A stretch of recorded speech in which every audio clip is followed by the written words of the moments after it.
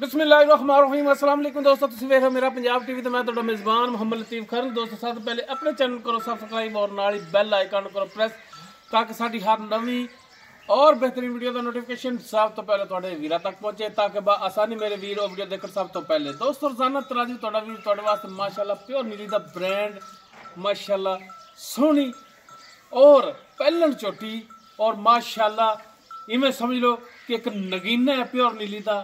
इस चोटी की वीडियो लेके हाजिर होए इंशाअल्लाह। उम्मीद करांगे वीरां साडी आई दी वीडियो पसंद आवेगी और इंशाअल्लाह अल्लाह की मेहरबानी नाल और अल्लाह ताला ते पूरी उम्मीद है, पूरा भरोसा है अल्लाह ताला की जात ते कि वीरां नूं जिहड़ी आ चोटी दिखावांगे पसंद आवेगी और इंशाअल्लाह वीर माशाअल्लाह दे कमेंट से देणगे। लोकेशन साडी तहसील आरीवाला, जिला पाकपत शरीफ आरीवाला, तकरीबन 9-10 किलोमीटर के फासले ते इस टाइम मौजूद आ। चोटी वीरां दिखाने आ, बाकी गल्लां होणगियां मालकां नाल। गारंटियां तसलियां लांगे मालकां दा मुकम्मल चोटी दा पुट्ठा वीरां दे सामने कैमरे दी नजर है। वीर देख सकते हैं माशाअल्लाह कड्डी दे चौड़ा पुट्ठा, गिट्ठ तो ज्यादा खुड्डा और बिल्कुल बरीक धागे रंगी पुछल माशाअल्लाह, पंडा वाला लिबास और माशाअल्लाह असार दा डोडा चक्की खड़ी और माशाअल्लाह मुठ पर कल्ला कल्ला थान। ए भी चेक कर माशाअल्लाह सील थाऊ चोटी। ए नीली दे 2 बटन, पैरों की बिल्कुल साफ सुथरी माशाअल्लाह और कद वीरां नूं मुकम्मल इसका दिखा दीए।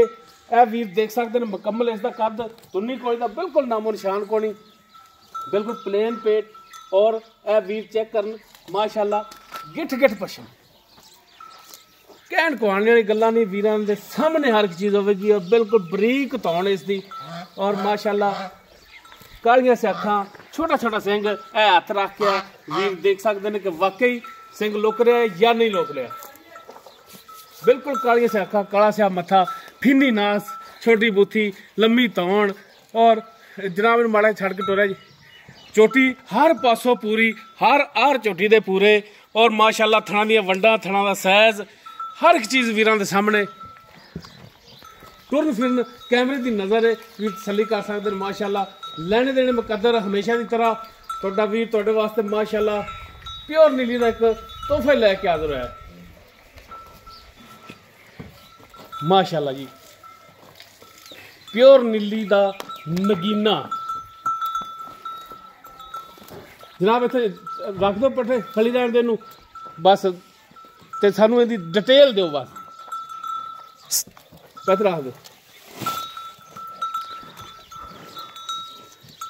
हाँ जी जनाब की हाल है? भाई शुक्र है। अच्छा जी आता है भाई इमरान दा। हाँ जी ते भाई इमरान नहीं है जी। ते चोटी दे बारे च तुहानू पूरी डिटेल उन्होंने दसी की दसना है की है इहदी डिटेल, किन्नवा सूबा है, किन्ने दिन लैग, सारी गल्लां दसियां जी। पहला सूबा? हाँ जी पहला सूबा। मूंह को पता? हाँ जी चौगी, पक्की चौगी। हाँ जी। किन्ने दिन लैग सूण दे विच? जी जिदा टाइम पिया है 5 दिन पिया जी।